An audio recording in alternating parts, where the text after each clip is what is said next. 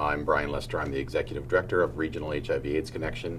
We are an AIDS service organization, a 35-year history of addressing HIV, issues related to prevention of HIV, support to people who are living with HIV, and do a lot of education and awareness about HIV and AIDS in our community. We are very targeted and working with priority populations who are most at risk for contracting HIV, and one of those populations that has led us down this journey to being involved in the overdose prevention site is people who inject drugs. And so our organization has an extensive history prior to the overdose prevention site working with people who inject drugs through our needle syringe program, our counterpoint needle syringe program.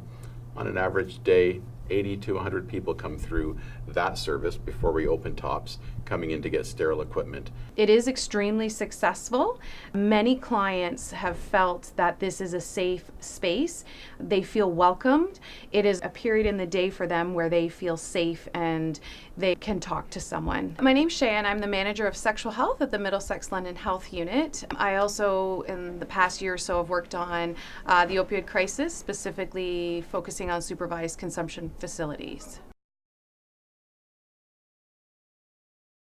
A supervised consumption facility offers a place for people who are caught up in the tight grip of addiction to come in and safely inject substances that they would be pre-obtained, and within that environment there's a nurse and there's harm reduction workers and wraparound support, meaning people who can help people get referrals to addictions treatment, to mental health services, to housing services. Once they can go to a safe space that they can inject and they develop connections to people who are working in that space. They may look at, if they don't have housing, this might be an opportunity to talk to someone.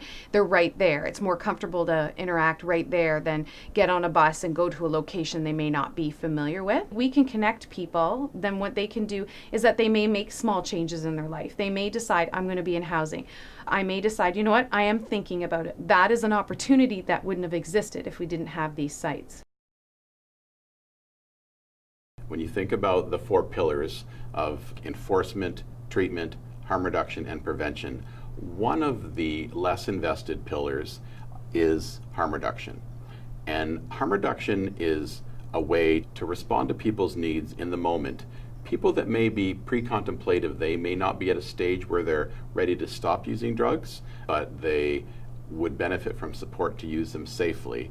That's essentially the premise of why this service is filling a much needed gap in our community. It's been a piece that we've advocated for because we have long recognized that a needle syringe program is not quite enough, and then the opioid crisis only further illustrated the urgency of this matter in our community.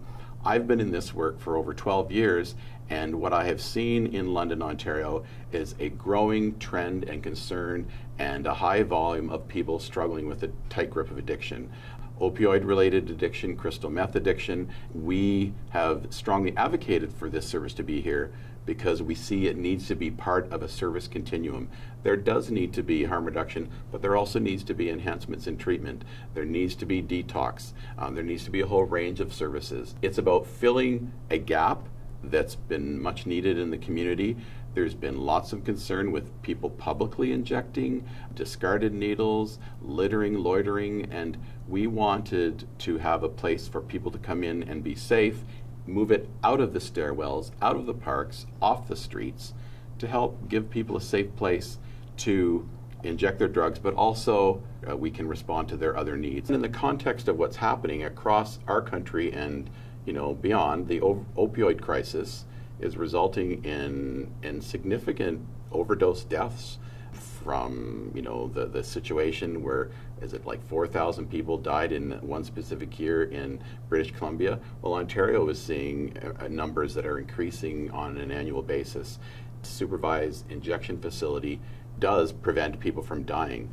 On the site that we are offering, we've had, since we opened on February 12th, at least 35 overdoses where people have required oxygen or naloxone or both, and none of those individuals have died. So at its very basic core, which is a really good reason for them to exist, we prevent people from dying. We have higher than hepatitis C rates than the rest of Ontario.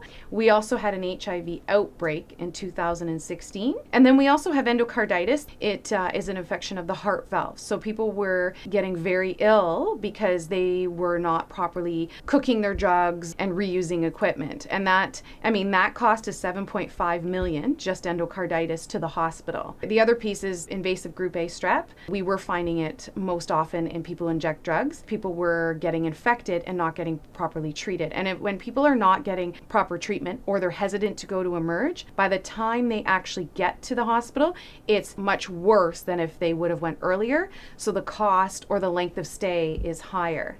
So that, again, can be quite costly, and to run a supervised consumption facility from an operational side is about $1.1 million a year.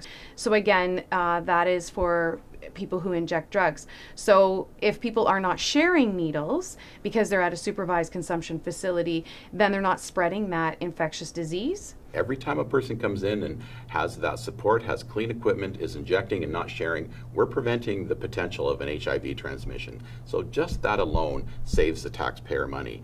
The other element is we all hear about the cost of emergency rooms, the high volume in emergency rooms, the cost to emergency services, the cost to police services. All of the work that we're doing helps to prevent those interactions. So I can say confidently that we're actually saving money in the system by investing in these prevention activities. Yeah, it's to me a no-brainer.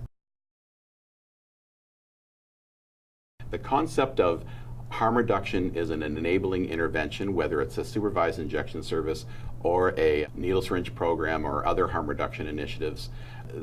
The evidence is overwhelmingly illustrates that it is not enabling injection. Just because there's clean needles doesn't mean someone is going to say, oh, they have clean needles, I'm going to start using crystal meth. Generally, the reason people get caught up in the tight grip of addiction is they have experienced some type of trauma in their life, some type of pain. They're trying to numb a pain from some perhaps physical abuse, sexual abuse, other traumatic experiences in their lives. And that is a key thing that is what drives people to use substances. And we have not seen people come into our site, our overdose prevention site, or our longstanding needle syringe programming saying, this is my first day to use drugs and I'm doing this because you're offering this service. People are actually using drugs unsafely. They're using equipment that's not sterile. They're injecting in stairwells. They were doing this long before the overdose prevention site came. And when I think about us opening the overdose prevention site and our capacity to connect with people and refer them to other supports, well, we're seeing those outcomes where we're actually a gateway to treatment and other kinds of support. So enabling is not happening. Enabling people to be healthy and take care of themselves is what happens in that site. I don't think it's right to let anyone die unnecessarily on the street.